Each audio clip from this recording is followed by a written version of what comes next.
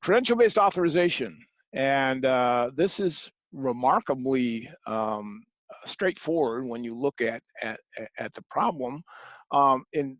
In business or you know, everyday life, this is a very common thing that you need to access a service someplace, and you need to show that you're qualified or certified before you can do it. Healthcare is a great example. You can only get treated by, you know, certain doctors or in certain hospitals if you have coverage there. But there are many other examples, you know, in almost every profession. So the solution, of course, is very straightforward with SSI. Once you obtain the digital version of that credential, then you can show it instantly.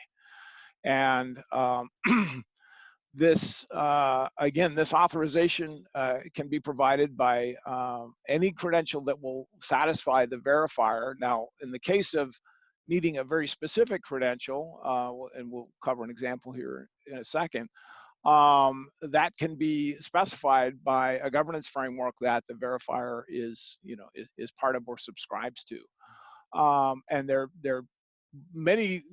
This is one of the biggest pain points being addressed by verifiable credentials, because there is no way to do this online, fully digitally, and especially at the speed today.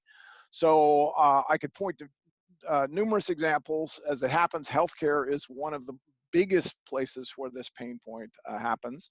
And it's true for both patients and doctors. And in fact, in the NHS, in the UK, the pain point is so big that there was a study done that moving to digital credentials for doctors who are shared between hospitals and have to you know, move around between hospitals with great frequency, moving to digital credentials could save 25,000 doctor days per year. That is an enormous impact, especially given, you know, the stress on our medical resources that we're seeing today. So you can read much more about this at true.id. They have recently completed a pilot, published that information about a pilot done with all of the folks listed at the bottom of the slide here. And they were very enthusiastic about it. So obviously there's quite a bit involved with preparing an entire medical system to start to accept digital credentials. But the early proof was there, and now they're getting down to the, you know, to the nitty-gritties of not just the software and hardware, but the governance framework that they will need for this credential.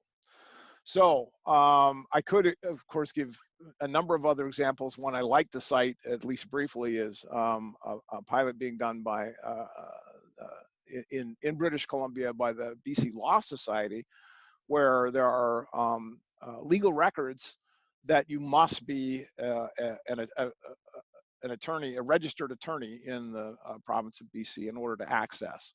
And the BC Law Society was looking for a solution as to how they could only provide that access. You know, it's controlled by regulation to make sure that the access, these are legal transcripts that are only available to attorneys. And a verifiable credential issued by the BC Law Society is the answer. So this is a pilot that BC Gov is undergoing right now. So any questions about this? Okay, I see, yes, we have another one here. Does the verifiable credential carry the time that it was signed? And is that timestamp tamper-proof? So the answer is by default, it is built into the verifiable credential data model to have a timestamp. I believe by default it's also signed, but if there was any question about that, there is nothing to prevent the credential itself from containing an attribute, or a claim as they call it, of when the issuer issued it. And that will be part of what's covered by the signature on the credential. Also, you didn't ask it, but another very common attribute will be expiration. If a credential is only good for a certain period of time, just like real world credentials that have expiration dates, that can be an attribute on the credential, and it is tamper-proof. Everything in the credential is digitally signed, so if you change one bit, the signature um, will not verify, and the verifier will reject the proof.